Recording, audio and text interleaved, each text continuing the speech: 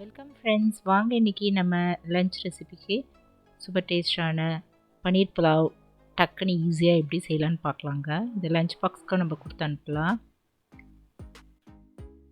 இந்த பன்னீர் புலாவுக்கு நம்ம side dish எதுவுமே வைக்க வேணாங்க.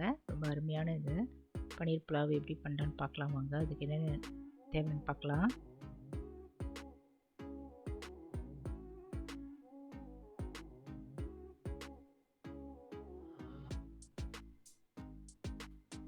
பன்னீர் ஒரு பேக்கெட் வாங்கிட்டு இதை போல் கட் பண்ணி எடுத்து வச்சிடலாங்க. அடுப்பில் ஒரு பேன் வச்சுட்டு அதில் கொஞ்சமாக ஆயில் ஊற்றிட்டு பன்னீரை லைட்டாக அப்படியே ஃப்ரை பண்ணிக்கலாம்.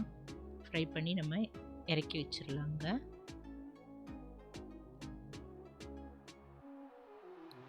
இது போல் ஆனதை நம்ம இறக்கி வச்சிடலாம். இப்போ இந்த பன்னீர் புலாவுக்கு 2 வெங்காயம், 2 தக்காளி, பச்சை மிளகாய் 1, கொஞ்சமாக கொத்தமல்லி, புதினா, இஞ்சி பூண்டு விழுது கொஞ்சமாக எடுத்துக்கலாம்.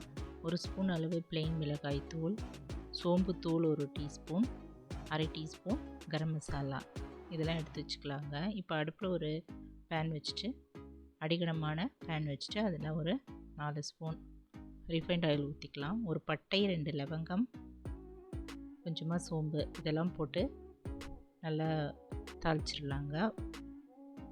வறுத்துக்கலாம். இப்போ நல்லா வறுப்பட்டதும் வெங்காயம் போட்டு வதக்கிடலாம்.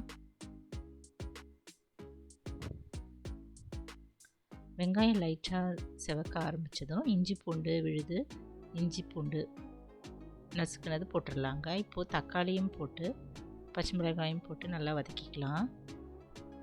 இந்த தக்காளி நல்லா கூழ்பதம் வர வரைக்கும் நல்லா வதக்கிட்டே இருக்கலாங்க.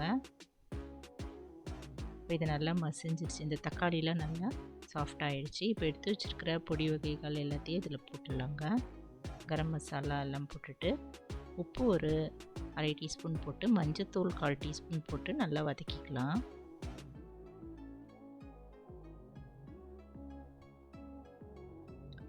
இப்போ நல்லா வதங்கினதும் கட் பண்ணி வச்சுருக்கிற பன்னீர் இதில் போட்டுட்டு கிளறிக்கலாங்க.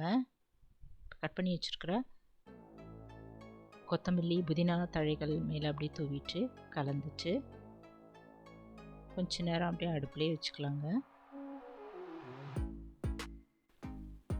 இந்த புலாவுக்கு நம்ம 1.5 கிளாஸ் அளவு பாஸ்மதி ரைஸ் வடித்து எடுத்து வச்சிடலாங்க.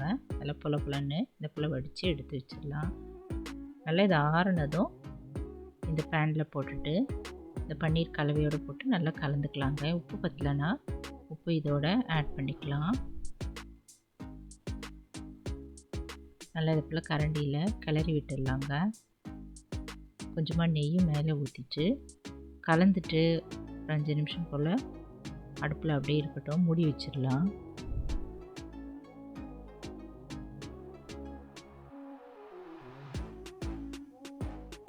நல்ல ஈஸியான குயிக்காக செய்யக்கூடிய இந்த பன்னீர் புலாவு நீங்களும் செய்து பாருங்கள். டக்குன்னு இது செஞ்சிடலாங்க. லஞ்ச் பாக்ஸுக்கும் கொடுத்து அனுப்பலாம்.